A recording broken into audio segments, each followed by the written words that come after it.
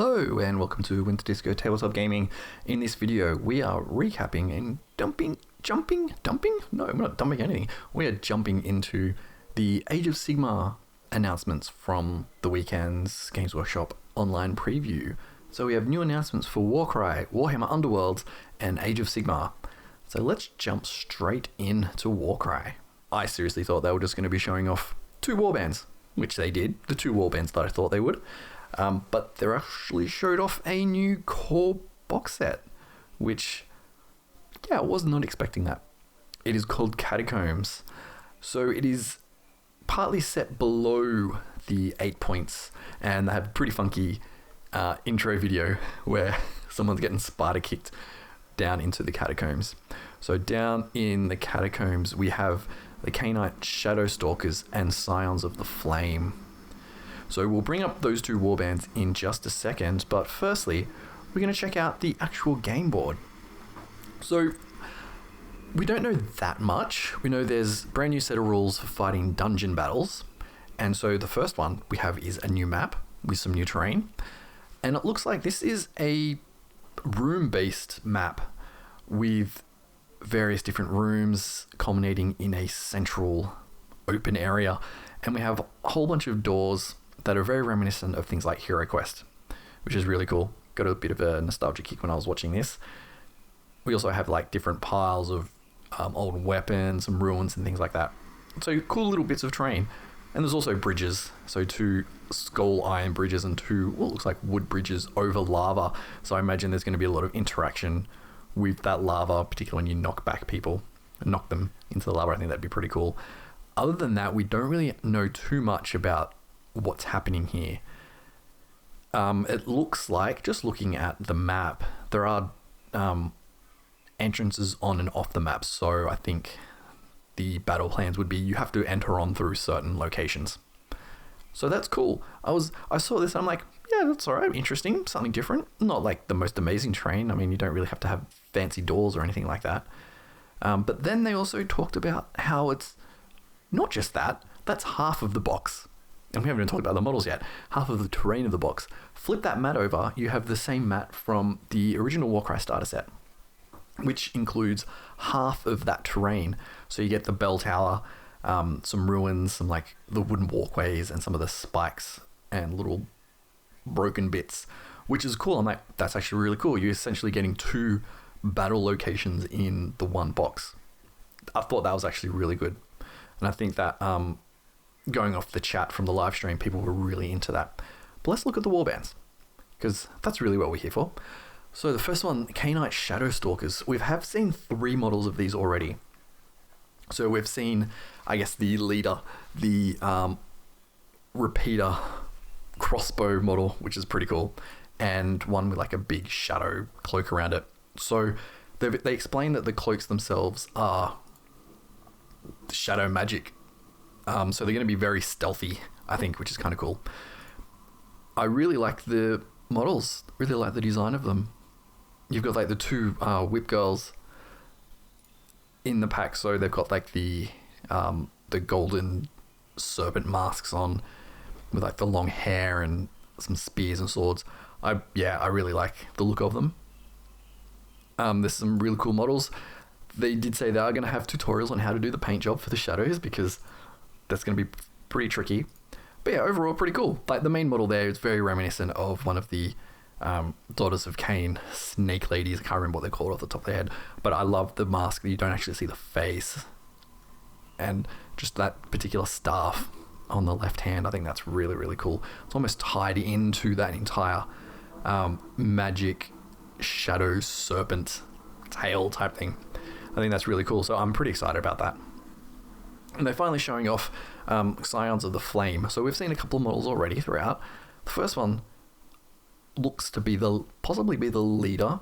It's a very Japanese samurai inspired type model, which is really cool, with lots of flames, which is awesome. So most of the models have most flames. They've got a whole bunch of chains and everything. I really like this warband.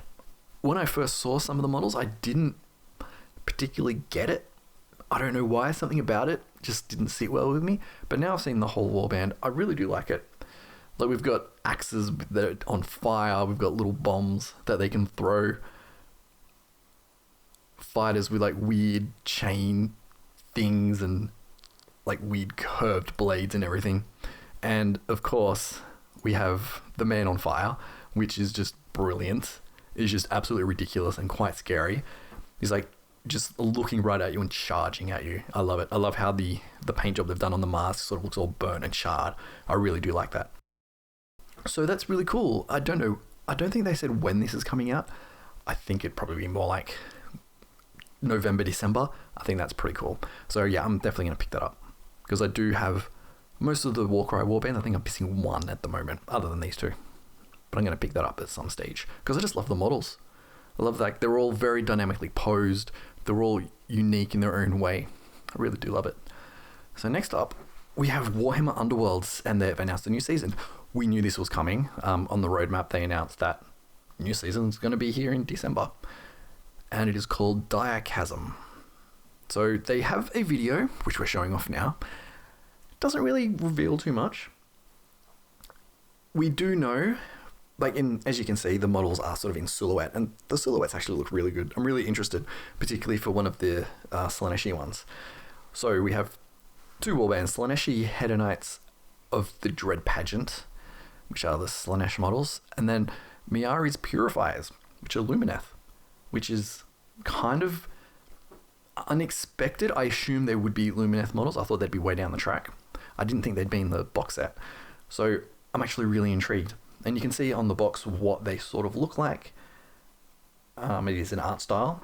I'm very interested in that Slaaneshi, oh my god, my words.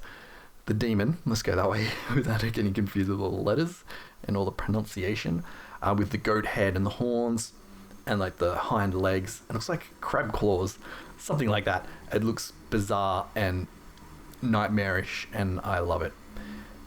It's also one of the Slaaneshi characters has like an Arabian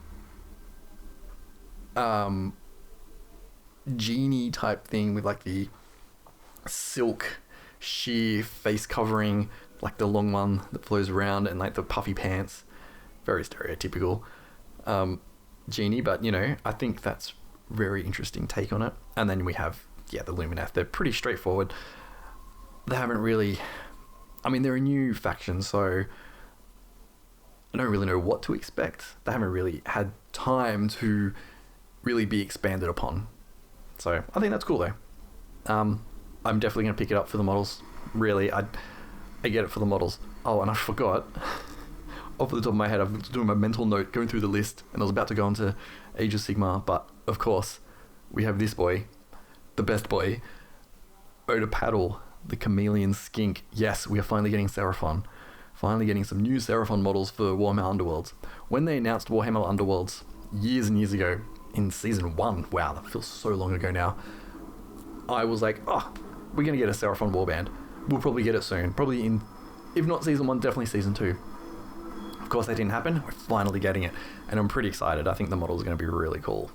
Because we haven't had any new models, and I think they can just do some more like really dynamic poses with them, which will be really cool. So we have this chameleon skink blowing out some poison darts, but I just love the fact, apart from chameleon skinks just look amazing. They look like cute, but no, they're going to get you with poison darts.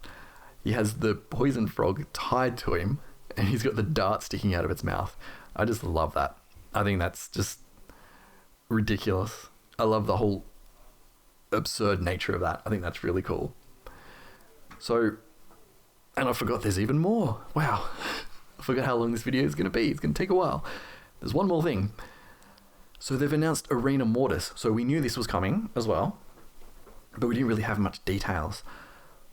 This is basically you take a single fighter and you face off between 2 and 5 other players. So it's like a 2 to 6 player game with a single fighter.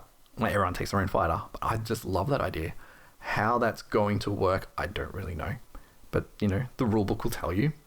And it comes with double-sided board, but also 40 new universal power cards. So 20 gambits and 20 upgrades. And I think that's really cool. And that's coming out in September. And I've always liked the idea of not many tabletop games have done this. A few have tried, but hasn't been that successful. The one I'm thinking of is God Tier from Steamforged Games, where it's taking a lot of elements from champion-based games, particularly MOBA games like League of Legends and Dota. If you've played them on PC or know about them, you know what I'm talking about. But basically, you assemble a team of heroes and you fight against another team of heroes. And how that usually works is you have like a pick ban phase. So you set up all your characters, I guess, and then you pick a character, another person picks a different character, and once you've picked a character, the other player can't pick it. So you can get all these weird, unique combinations, and they have a ban phase where you can ban characters from being picked. I would love to see that in Underworlds. How that works, I don't know. I was hoping that they were starting to go this way, but I'm happy with just taking a single model. I think that's really cool. I think down the line, I'd love to see a rule set where you can pick whatever model you want. How that works with the deck building, I don't know. I think there would have to be some kind of restrictions. Possibly you could take 5 faction-specific cards or warband-specific cards for that particular character. Something like that. I think that would be really cool. I know there's cards that are restricted to certain characters, and that would make sense to take those. I think, but that's just me starting to ramble. So let's move on. We're not talking about stuff that doesn't exist. We're talking about stuff they've announced. So that's coming out in September. So that's pretty cool. So then we're moving on to a new Age of Sigmar box, which is called, if I can pull up the right image, Shadow and Pain. We have the Daughters of Cain versus the Hedonites of Slaanesh, which is pretty cool. I really do love those models. I've got like a screenshot up at the moment of what comes in the box set. So most all of the models except 2 are already available. I particularly love the Daughters of Cain models, particularly the Harpies, I think they're called. I'm not all up on what the actual full names of them, but I do love that entire range. I think that's really cool. So you get 2 new models in here. First up, you get a new Slaanesh champion called the Lord of Pain. I love it.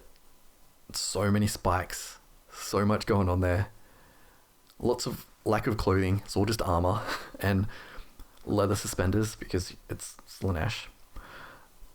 Yeah, it looks really cool. I really do like the design, particularly the spikes there, the giant spiked club, which you would not be able to do that other than double-handed. It's so big. That's a really cool model. And then we have the other one for the Daughters of Cain, which is, if I can pronounce this correctly, Melisai Iron Scale. This model is just, there's a lot of details going on, but to me, it's a really strong model. I love all the snake motifs in it. The mask and the snakes there on the mask like harken to Morathi. I'm going to talk a little bit about Morathi in a second. You've got like the hearts there tied to the belt, which is cool. And then the snake portion of the body wrapping itself around that broken bit of terrain. I think that's really, really cool. And I'd be keen just to get that model. But at the moment, you can only get it in this box set. Normally, these box sets are fairly expensive and in limited availability, we've found previously. I think the last one they did for this was, I'm just trying to remember, I can't remember who was in it, but it wasn't cheap. I think it was like almost 250, 260 Australian. I could be completely wrong there, but I just have this recollection of it being really expensive. It was the 2 demons. It was Khorne versus Tzeentch. Would have had to have been Tzeentch, I think. I think that's what it was. I could be completely wrong. Let me know in the comments if I don't know what I'm talking about, which is, a lot of the time. So I don't know when you'll be able to get these models, 2 models individually, but hopefully one day soon, because I really love that model. I really do love it. I'm just really in love with the design work that's been gone into for a lot of the models lately. I don't mind that they're all single pose, but it means you can have more dynamic poses and all of that. Okay, getting off topic here. We've got one more thing we've got to get to, something called Broken Realms. So this is a narrative series for Age of Sigmar. So similar to how Psychic Awakening progressed the story ahead a little bit, Broken Realms is essentially the same for Age of Sigmar, which is really nice to do. So the first book we have is Morathi. So I think they're going to go with focusing on characters for this one. And it's sort of about that high level, almost godlike battles and drama rather than like low level overarching things. So I'm expecting that you'll get a lot of stuff for Daughters of Cain in there.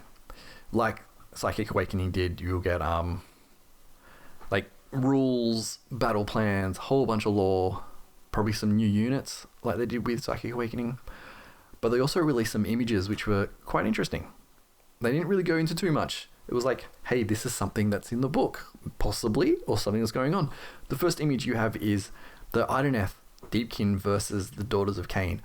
So elf versus elf, if you can really call them elves anymore. I don't know if you can. They kind of gone very far away from that. But I love that. It's just a very great image. And it's really starting to show other stuff rather than like, oh, hey, the Sigmar Stormcast Eternals are fighting something else for a change. Oh, here we go. Stormcast Eternals again. Oh, yeah, we got Stormcast Eternals again fighting. It gets very repetitive. Same in 40k, you got Space Marines fighting something else. It is what it is. So it's nice to have some images put front and center of two other factions fighting each other. I love it.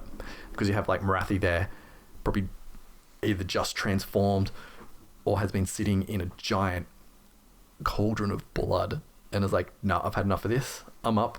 Let's get going. I love that. One of the other images they showed is, you may have seen the original. I haven't been able to find it, but it's definitely somewhere.